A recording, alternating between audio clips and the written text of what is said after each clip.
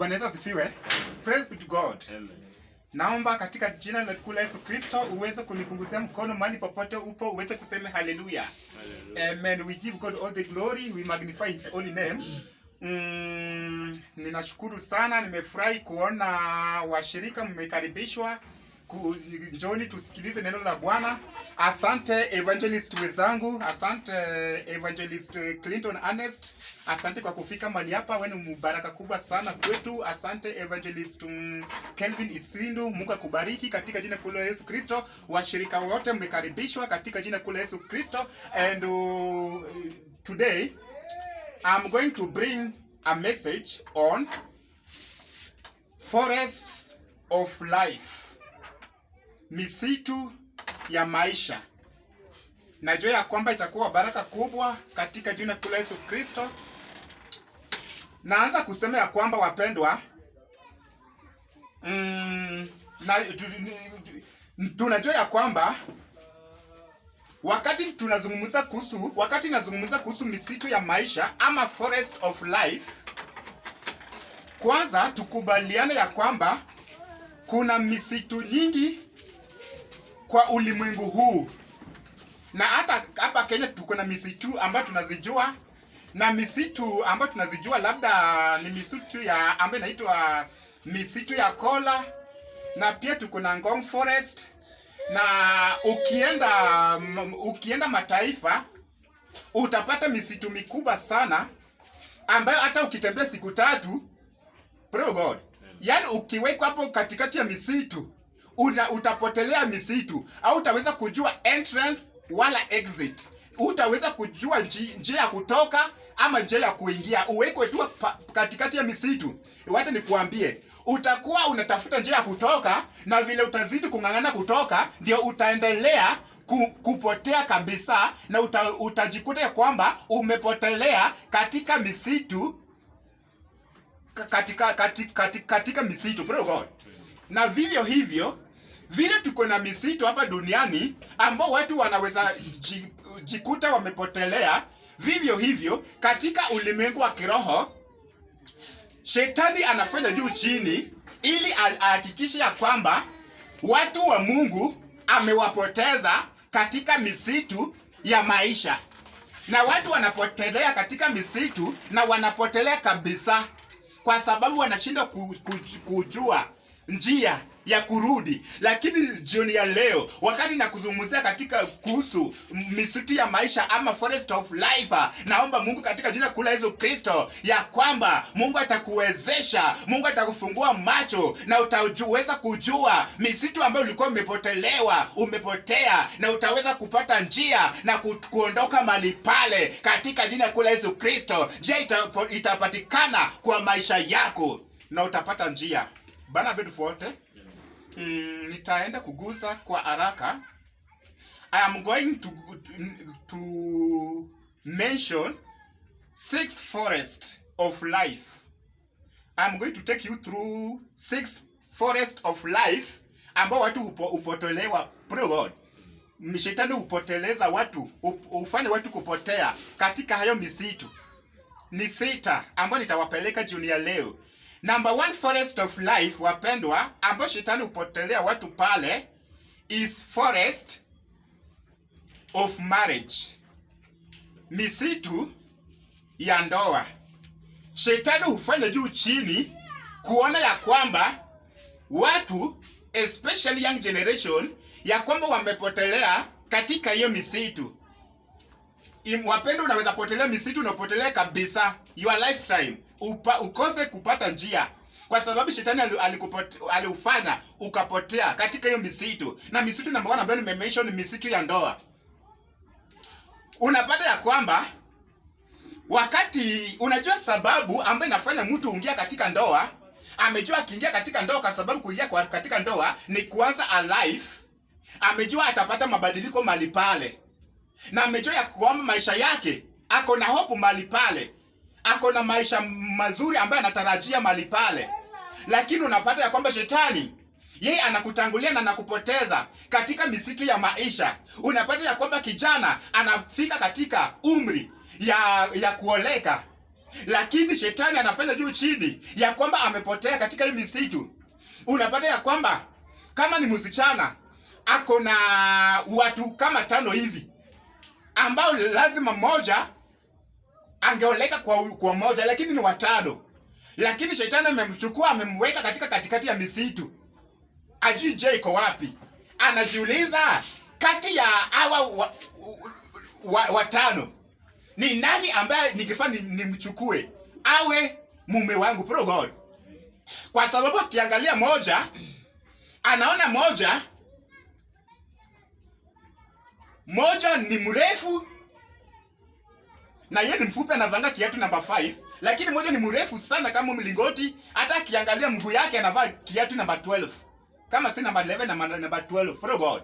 Sasa najua huyu mtu anajiona ni kama jitu. Hata nikimwangalia na muangalia huyu bwana, pro God. Akiangalia mwingine, anaona mwingine ndio ako na uweza, hata ako na gari, lakini anakaa ajielewi. Pia anakaa mlevi, pro God. Lakini mfuko iko sawa, kuna hata na gari. Anakaa jielewi, anakaa mlevi hivi. Mwenye jielewi. Sasa nashindwa ni huyu ama ni huyu, pro God. Akiangalia mwingine, anapata mwingine ndio ni handsome sana. Ni handsome sana. Hata manguo pia akivaa, anangua manguo za fashion, masuti, pro God. Lakini huyu ambaye anavaa manguo ya suti na pia kwa handsome, akimwangalia background vizuri, pro God, ni yule ambao ako broke, pro God. Ako broke. Ni kama alibahatisha tu akashona mashuti, lakini ako broke, pro God. Hadi akikama alipale wataweza tu kupata, kwa sababu akifanya kazi ya hand to mouth tu. Lakini mwingine hata ambaye anakaa mlevi, hata akiangalia nguo yake ni kama hata hajui kupiga pasi, pro God. Hajui kupiga pasi, anakaa mlevi, anakaa jielewi, lakini ako na mapato tena kuna gari. Mwingine ni mrefu hadi juu. Sasa anashindwa ni gani, pro God. Na akishika kuvuta ile vizuri, shetani anaweza mtumia. Kumbe huyu ambaye alikuwa handsome lakini hana chochote, huyu ndio labda alikuwa wake, lakini yeye anakimbilia wa gari, akasema pesa kwanza, pro God. Bana bed wote. Lakini anajikuta kumbe ni shetani ndiye amempotelea kwa hiyo misitu. Akiingia pale, anapata kumbe hata ni bibi ya mtu ako ushago, pro God. Ni mke amepelekwa, si hata kama mke wa pili, pro God. Ni wa waste true time. Lakini siku hizi mke wake original anarudi. Pengine unapata ya kwamba yule ambaye ni tajiri kwao, kumbe mali ambayo amepata si halali, ako Illuminati, pro God.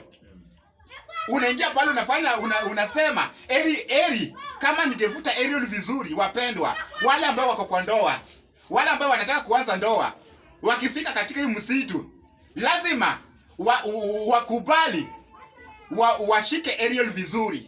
Ndipo wakifika katika msitu wasije wakapotezwa, pro God. Kwa sababu wengi wamepotezwa katika hii msitu. Unapata mwingine alienda kwa ndoa, yeye alizingatia utajiri, lakini kwa kuenda pale he ended up entering into a wrong marriage. Aliingia kwa ndoa mbaya. Kwanza kupata mbavu yake, kwanza alienda pale na kumbe ya kupitishwa tu wakati. Huyu alikuwa na mke lakini alikuwa amefanya kazi fulani. Bana Bedford. Lakini kwa sababu hukuvuta aerial, wengi nimeona ambao waliingia kwa ndoa wakifuata mali. Kumbe walikuwa watu wa Illuminati. Wanatawaliwa na hizo nguvu za majini. Kwa usiku hawana amani. Na ndiposa wapendwa, wacha Mungu atusaidie ya kwamba tukifika katika hii misitu ya ndoa tutakubali kuvuta areola ili tusipotezwe katika hii msitu, katika jina kula Yesu Kristo. Na kuambia wapendwa, ikifika kwa mambo ya ndoa, mke ama mume ambaye unapata, yeye ndiye anaweza kukusaidia kufikisha hatima yako. Yeye ndio nakwambia, kuna watu ambao wanakaa maisha ambao si yao kwa sababu ndoa ambao waliingia wanakaa maisha si yao. Kwa unapata ya kwamba kwa walipata kama ni msichana, alikuwa msichana ambao kwao walikuwa na uwezo sana, walikuwa tajiri sana, lakini wakati alioleka, kumbe alioleka kwa mtu wa bangi. Bwana Bedford, mtu wa bangi.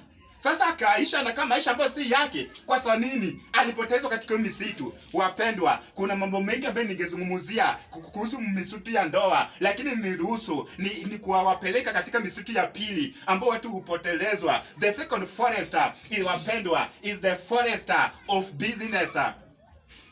Misitu ya biashara. Bro God. Na kuambia kwamba kuna wengi ambao unajua watu wengi wanabarikiwa. Wanapata pesa mara moja. Wengi wanapata pesa mara moja ambayo inaitwa capital. Na hiyo capital ambayo wanapata mara moja, hiyo pesa ndio itawawezesha kuwa tajiri milele, ama inaweza fanya wafilisike milele. Na unapata mtu akipata pesa, praise God, akipata capital, lakini anachanganyikiwa. Ikifika kwa mambo ya investment, akona pesa lakini anajiuliza, hii capital ambayo niko nayo, nifanye nayo biashara gani ambayo itaniondoa kwa umaskini, itaniletea investment, iniletee mapato. Lakini unajikuta ya kwamba mtu anajiuliza, nifungue shule ama nijenge nyumba ya rental houses, ninunue tukutuku pale kwa barabara iwe inaniletea mapato. Lakini kwa sababu wanapotezwa katika misitu, Shetani anaingilia kati na anawapoteza misitu, na hizo pesa zinapotea. Unajikuta ya kwamba umewekeza in a wrong investment, kwa biashara ambayo haifai, kwa sababu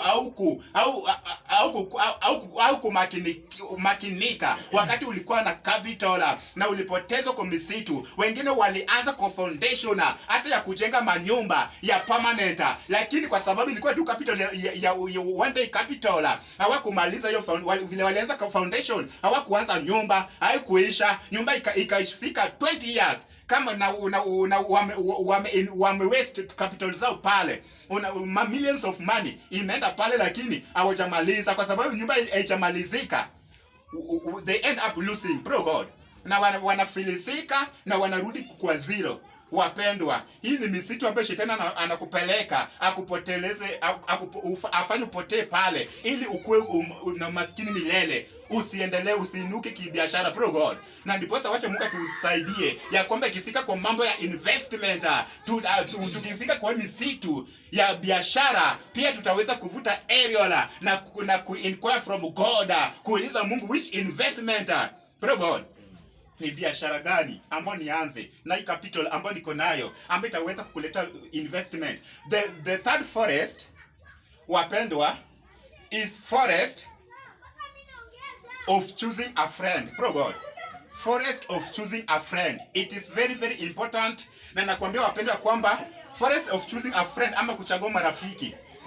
Wapendwa, watu wanakifika kwa hii misitu wanajikuta wamepotelea kabisa. Forest of choosing a friend. I want to tell you a question. Are you aware that God cares about your friends? Pro God. Are you aware that God cares about your friends? The friends that you choose, the friends that you work with? Pro God. God cares a lot.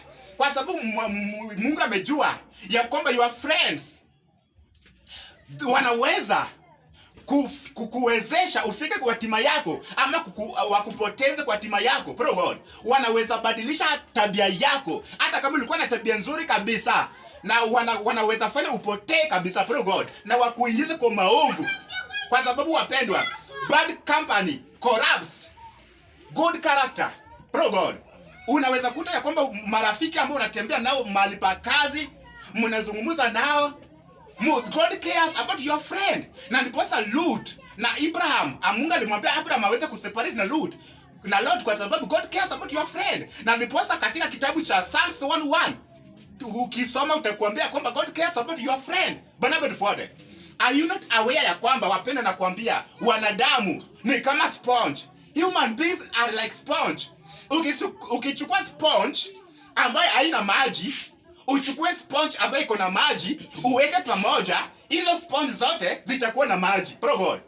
Umechukua sponge ambayo haina maji, imekauka, na sponge nyingine ambayo iko na maji, na uweke pamoja, zote zitakuwa na maji. Inamaanisha hivyo ndio wanadamu wako. They are like sponge. Yule ambaye ana tabia nzuri akiandamana na yule ambaye ana tabia mbaya, wote watakuwa na tabia mbaya. Pro God.